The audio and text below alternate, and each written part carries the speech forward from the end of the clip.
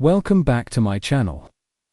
In this video, we'll explore how scientists design investigations to answer real-world questions. Let us consider this scenario. A class studying climate change wanted to understand how global warming affects ice on the Earth's surface. They examined land ice and sea ice, how they form differently, and most importantly, what happens when they melt. Land ice forms from accumulated snowfall that compresses into ice over thousands of years. This includes glaciers, ice caps, and massive ice sheets like those in Greenland and Antarctica. Land ice is made of fresh water and moves slowly under its own weight. When land ice extends over the ocean, it forms ice shelves. If these break off, they become icebergs. Melting land ice contributes directly to sea level rise, because it adds fresh water to the ocean.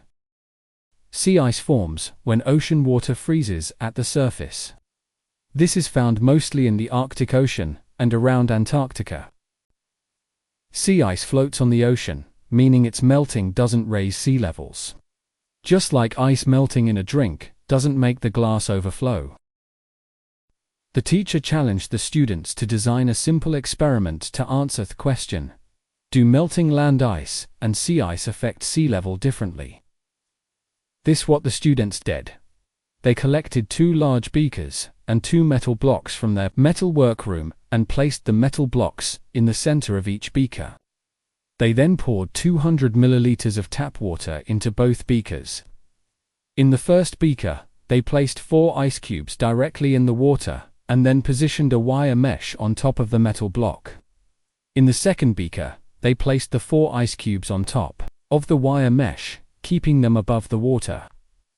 After marking the initial water levels in both beakers, they set them on the windowsill for 30 minutes on a hot summer day. As the ice melted, they observed that the ice cubes in the first beaker, which were submerged in water, melted more quickly, whereas the ice cubes on the top of the wire mesh in the second beaker melted slowly.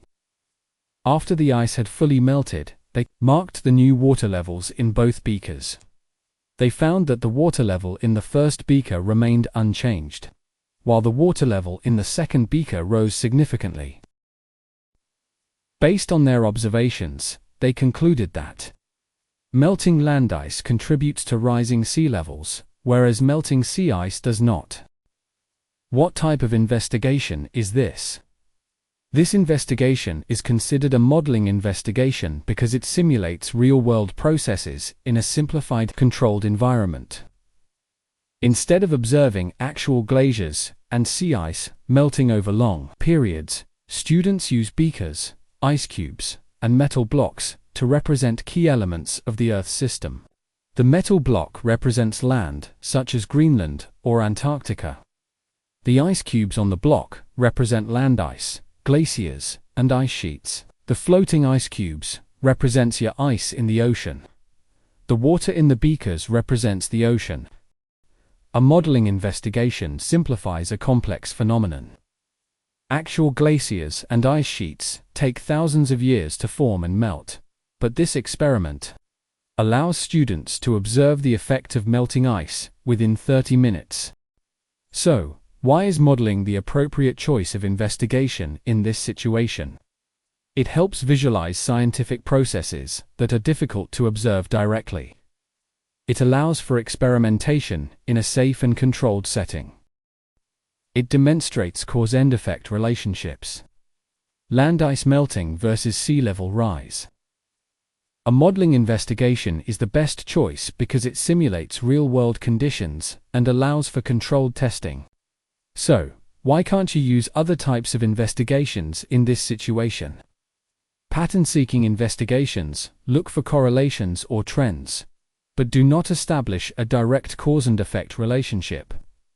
Observing natural patterns does not provide direct, experimental evidence that land ice melting causes sea level rise. Classifying and grouping investigations focus on sorting and categorizing things based on shared characteristics. While classification helps understand differences between land ice and sea ice, It does not test the hypothesis or show how melting impacts sea levels. Knowing that land ice is made of fresh water and sea ice is salty doesn't prove that land ice melting raises sea levels. In summary, while pattern seeking and classifying investigations help us observe trends and understand concepts, they do not provide experimental proof like a modeling investigation does. That's why scientists and students use models to test climate science predictions. Some students may argue that this is a fair testing investigation. However, this is not a fair testing investigation, because a fair test requires manipulating only one independent variable, while keeping all other factors constant to measure its direct effect on a dependent variable. In this experiment, there are two different setups. One with land ice, represented by the ice on the metal block, and the other with sea ice, representing floating ice. These two setups have different initial conditions.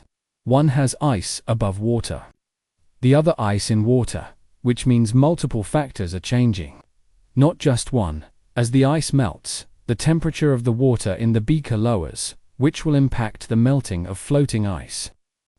Ice cubes that are sitting above the water, on the other hand, always have the same temperature. A fair test is not the best approach here, because we are comparing two different systems, rather than testing a single variable under controlled conditions.